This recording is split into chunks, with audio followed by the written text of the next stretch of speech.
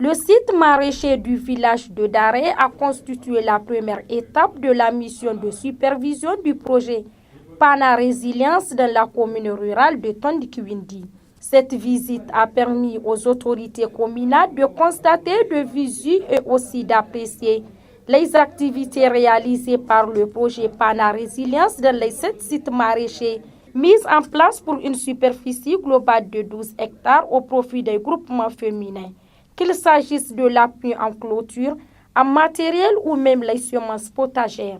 La délégation s'est ensuite rendue sur le site maraîcher de Tondibia et celui de Toukfini où les exploitants travaillent d'arrache-pied pour leur autonomisation. Nous, on est venus pour les appuyer sur les bonnes pratiques d'adaptation au changement climatique.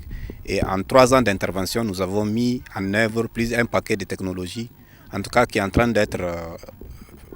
Qui fait actuellement tâche d'huile et qui est en train de sauver beaucoup de producteurs. Maintenant, en ce qui concerne les sites maraîchers, au total, nous avons testé au moins 7 sites maraîchers dont les superficies varient de 1 à 3 hectares.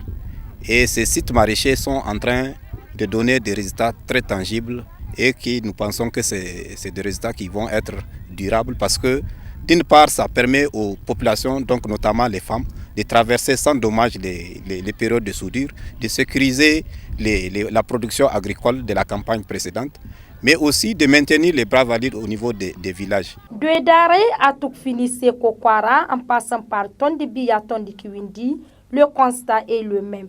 Des résultats satisfaisants ont été enregistrés par ces vaillantes femmes, et cela malgré quelques difficultés. Des résultats palpables que ces femmes ne sont tout de même pas prêtes à oublier.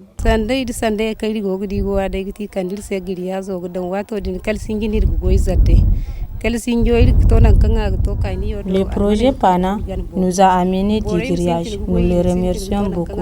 Mais nous avons un sérieux problème d'eau auquel nous sollicitons encore leur aide. Alhamdulillah,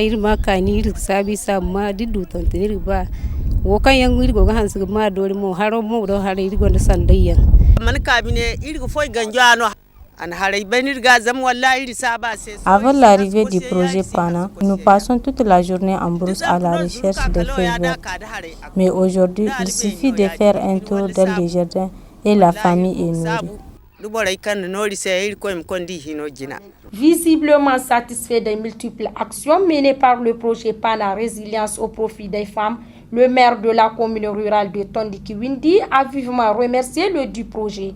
Almou Hassan a encouragé les femmes avant d'exhorter les autres ONG à emboîter le pas au projet PANA Résilience. Avec vraiment ce qu'ils ont commencé à faire, on souhaite que les projets et les autres qui agissent dans ce cadre de maraîchage appuient ces femmes, ces vaillantes femmes en puits maraîcher et en moto-pompe pour permettre vraiment cet accès facile à l'eau. Et je crois bien qu'avec ce qu'on a pu voir pour cette première année seulement qu'ils ont été appuyés, si on les appuie davantage, ils vont faire vraiment, en tout cas, ce qu'on attend de la population et ça va vraiment répondre au truc de l'initiative 3N. Présent dans 8 communes rurales à travers le pays, le projet PANA Résilience est financé par le Fonds pour l'environnement à travers le PNUD. Ce projet pilote porte sur l'adaptation au changement climatique et le renforcement de la résilience du secteur agricole.